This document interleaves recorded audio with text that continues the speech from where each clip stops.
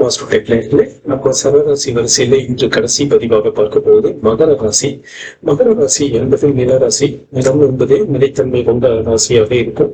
அந்த ராசியினுடைய இயல்பு அப்படிங்கிறது உறுதிய நிதானமான வளர்ச்சி அப்படிங்கிறது வேகமான முயற்சிகள் இவர்களுக்கு பலனை தராது. நிதானமான வளர்ச்சியை இவர்களுக்கு உறுதியாக இருக்கும். மகரம் சனியின் வீடு நிலத்தின் தத்துவத்தில் இருப்பதனால் யதார்த்தமான சிந்தனைகள், பொறுமை மற்றும் எதையும் சாதிக்கும் பிடிவாதம் இவர்களுக்கு இயல்பாகவே இருக்கும்.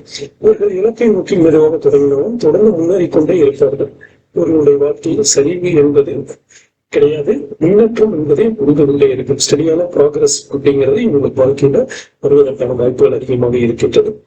இவர்களுக்கு கொள்கையில துல்லியமும் விஞ்ஞான ரீதியான அணுகுமுறையும் கொண்டவர்கள். வீண் கற்பனைகளை விட கண்கூடாக தெரியும் உண்மைகளையே கொள்கையாக கொண்டவர்கள். எது வேணும் எது தேவை என்பதை கண்கூடாக தெரியும் உண்மைகளை நம்பி செயல்படுபவர்கள். சில நேரங்களில் கண்ணுக்கு தெரிவது காக்கா பொண்ணு போல பிரகாசமாக இருப்பது மின்விரவன் பொருளில்லை என்பது போல சில நேரங்களில் தவறான உண்மைகளை அல்லது மாய பிம்பங்களை நம்பி ஏமாறுவதும் இவர்களுடைய வாடிக்கையாக இருக்கும். சோ அதில் கொஞ்சம் கவனமாக இருக்கும் பொழுது இவர்களுடைய இலக்கு உயர்ந்த இலக்கு என்பதை குறைவில்லாமல் செய்து முடித்ததாகும். முளைப்பை உயர்வும் ஒழுக்கமை கொள்கை என்ற இவர்களுடைய இலக்கு மிக சிறப்பாக செயல்படும். இவர்களுக்கு இருக்கக்கூடிய மைனஸ் பாயிண்ட் அப்படிங்கறது பாத்தீங்கன்னா இவங்களுக்கும் 8ஆம் இடம் தான். ஏன் இவங்களுக்கெல்லாம் 8ஆம் இடத்தை எடுக்கணும் சரராசிக்கு அப்படின்னு பார்த்தோம்னா நான் உண்மையை பார்த்திருக்கேன். மேஷத்துக்கு 8ஆம் இடம் லக்கணமாக வரும். துலாமுக்கு 8ஆம் இடம் அவங்களுடைய லக்கணாதிபதியே வருவாங்க. கடகத்துக்கு 8ஆம் இடம் சனி, பொது வாழ்க்கையில் இருக்கக்கூடிய கம்பேரிசன். அந்த வகையில மகரத்துக்கு பாத்தீங்கன்னா 8ஆம் இடம் அப்படிங்கிறது சூரியன். சூரியன் அப்படிங்கிறது ஆளுமை தன்மையை குறிக்கும். அதே போல தந்தை மகள் உறவு, மகள் உறவு அப்படிங்கிறது குறிக்கும். இந்த சனியும் சூரியனும் தந்தை மகனாக இருந்தாலுமே கூட அது கொஞ்சம் எதிரி சுபாவங்களை கொண்டது. சோ மகரத்தின் உழைப்பு அப்படிங்கிறது சிம்மத்தின் கௌரவம், மதிப்பு, மரியாதை, அதிகாரம் அப்படிங்கிற அதனால கொஞ்சம் அடிபடுவதற்கான வாய்ப்புகள் உண்டு.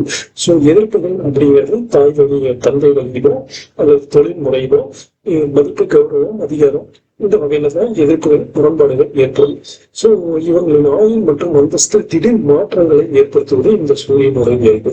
சோ சூரியன் தன் சொந்த வீடான 8ஆம் இடத்திலேயே 8ஆம் இடமாக இருப்பதனால இவங்களுக்கு தந்தை வழியில சில சங்கடங்கள் அல்லது ஆதாயங்கள் கூடும். அதே போல 10ஆம் பாவம் என்பது துலாம் ராசி மீண்டும் காற்று ராசியாக வருவதால் இந்த மகர ராசிக்கு வந்துட்டு கடின உழைப்பை விட அதிகம் பேசக்கூடிய வேலைகள், ஆசிரியர் துறையாகட்டும், வக்கீல்கள் அல்லது நீதிபதிகள், மார்க்கெட்டிங் அப்படிங்கிற துறைகள்ல இவங்க ரொம்ப சிறப்பாக செயல்படுவதற்கான வாய்ப்புகள் பிரகாசமாக இருக்கின்றது. சோ எந்த தொழிலாக இருந்தாலுமே கூட வாய் ஜாலங்கள் மூலமாக முன்னேறுவதற்கான வாய்ப்புகள் உள்ளது.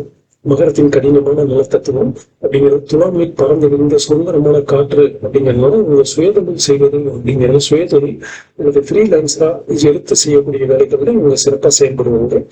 துலாம் ராசி சுக்கிரனின் வீடு அப்படிங்கிறதுனால கொள்கையில் மிகவும் கண்டிப்போடும் ஒழுக்கத்துடன் இருக்கும் மகர ராசிக்காரர்கள் தொழிலில் இறங்கிட்டாங்கன்னா சமநிலை மற்றும் வணிக தந்திரங்கள் ஒரு கலை நயத்தோடு செய்யக்கூடியவங்களா இருப்பாங்க. துலாம் என்பது மார்க்கெட்டிங் அப்படிங்கிறது பார்ட்னர்ஷிப்பையும் குறிக்கிறது. அப்படிங்கிறதுனால நிலம் போன்ற உறுதியான திட்டத்தை வைத்துக் கொண்டு காற்றுப்படும் பல இடங்களுக்கு தங்கள் தொழில்களை விரிவுபடுத்தக்கூடியவர்களாக இருப்பார்கள். இவர்கள் சட்டம், வியாபாரம், பொது நிர்வாகம் அல்லது ஆடம்பர பொருட்கள் சார்ந்த துறைகளில் வெற்றி அடையக்கூடியவர்களாக இருப்பார்கள். சோ இந்த துலாம் மகர ராசிக்கு பார்த்தீங்கன்னா துல்லியமான திட்டமிட இவங்களுடைய பலம், அதாவது துலாமின் துணையோடு அந்த நயத்தோடு பேசும் பொழுது உலகிற்கு தெரியப்படுத்துவார்கள். இவர்கள் ஒரு காரியத்தை செய்யும் முன் 1000 முறை யோசிப்பார்கள், பலரிடம் விசாரிப்பார்கள், பலரிடம் கருத்துக்களும் கேட்பார்கள். ஆனால் அதை செயல்படுத்தும் போது மற்றவர்கள் இணைந்து சாதுரியமாக செய்து முடிப்பவர்களாக இருப்பார்கள். மகர ராசிக்காரர்கள் தங்கள் அனுபவ அறிவு, கடின உழைப்பு மற்றும் சரியான தொடர்புகள் மற்றும் உறவுகள் மூலமாக லாபங்களாக மாற்றுவதில் வல்லவர்களாக இருப்பார்கள். இப்படிப்பட்ட மகர ராசிகளுக்கு அடித்தளம் அப்படிங்கிறதே வந்துட்டு உழைப்பு தான்.